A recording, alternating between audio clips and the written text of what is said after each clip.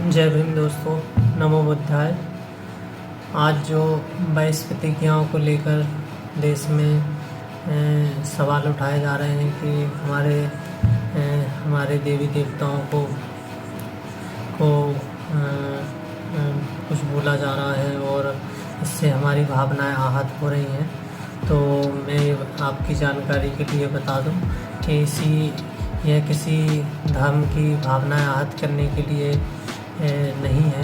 ये बौद्ध धर्म जब अपनाते हैं आप, तो उसमें प्रतिज्ञाएँ हैं जो डॉक्टर बाबा साहब द्वारा 14 अक्टूबर 1956 को नागपुर में दीक्षा भूमि में उन्होंने 10 लाख लोगों के साथ जब दीक्षा ली थी, तब उन्होंने इसको 22 प्रतिज्ञाओं को दोहराया था।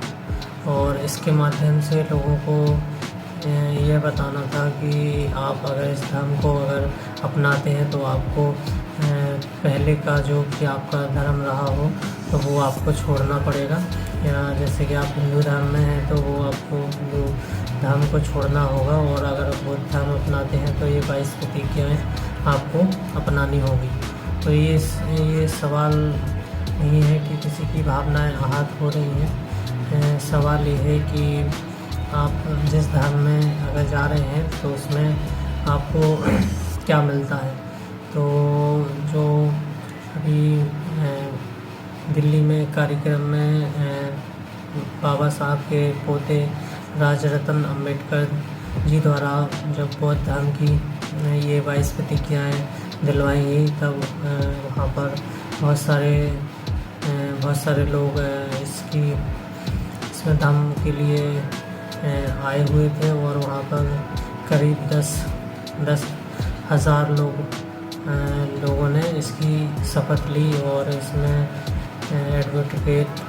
एडवोकेट राजेंद्र पाल गौतम जी, जो सामाजिक न्याय मंत्री हैं आम आदमी पार्टी में, वो भी उपस्थित थे। उन्होंने इसमें शामिल हुए और उन्होंने ये दीक्षाएँ ली।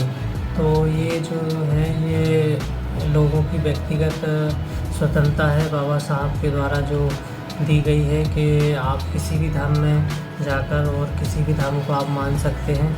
ये किसी की भावनाएं आहत नहीं करता है और ना ही किसी को छोटा या बड़ा बोलता है। ये सिर्फ ये बताने का प्रयास है कि जिसमें लोगों का भाव है कि अगर जिस धर्म में आप जाना चाहते हैं तो उस धर्म में जाके आप उस धर्म का आपको चीज़ें मानना पड़ेंगी।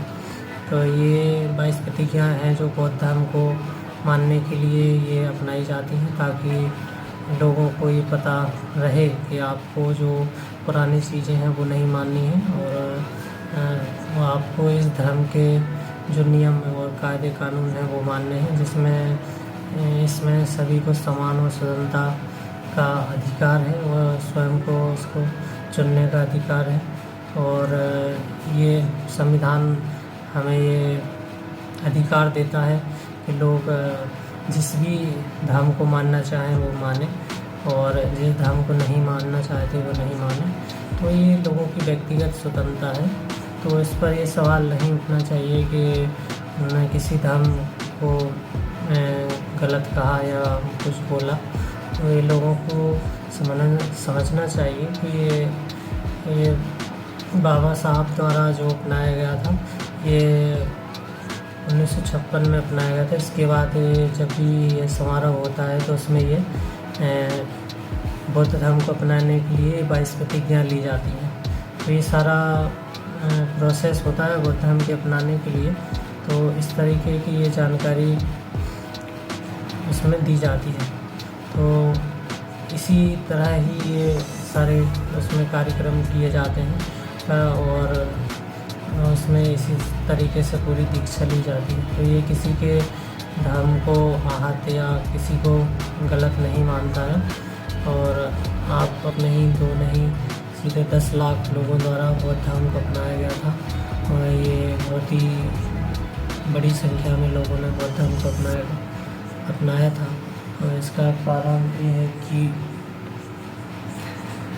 कारण ये है कि बाबा साहब ने बाबा साहब के द्वारा संविधान में बहुत सारे अधिकार बहुजन समाज को दिए गए हैं, लेकिन इतने अधिकार होने के बाद भी बहुजन समाज की लोगों की स्थिति और उनके स्तर में कोई सुधार नहीं आया।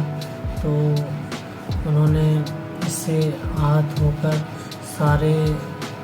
सारे समाज हैं देश में, उन सारे ग्रंथों को पढ़कर और उनको जानकर और उनको जो सही लगा बौद्ध धर्म में समानता, स्वतंत्रता और बंधुता की बात की जाती है।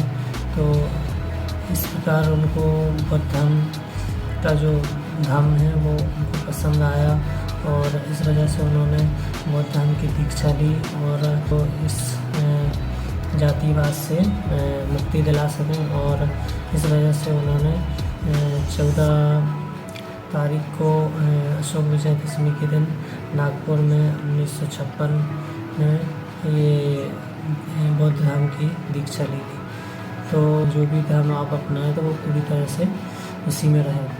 तो ये किसी की भावनाओं को आहत करने वाली बात नहीं है, ये तो मानने वाली बात है। जो संविधान में अधिकार दिए गए हैं लोगों को, वो उसको माने या ना माने, ये सारी चीज़ें बाबा साहब के द्वारा जो अधिकार दिए गए हैं तो वो लोग उसको चुनने के लिए स्वतंत्र हैं। तो ये सारी चीज़ें हैं। तो बहुत बहुत धन्यवाद और जय भीम, नमो बुद्धाय। आपको मेरा ये वक्तव्य कैसा लगा आप ज़रूर बताएं कमेंट करके, और साथ में मेरे चैनल को लाइक एवं सब्सक्राइब करें और ताकि लोगों को जानकारी लगे कि 22 प्रतिज्ञाओं को लेकर जो बातें फैलाई जा रही हैं वो क्या बातें हैं। बहुत बहुत धन्यवाद। जय भीम, नमो बुद्धाय।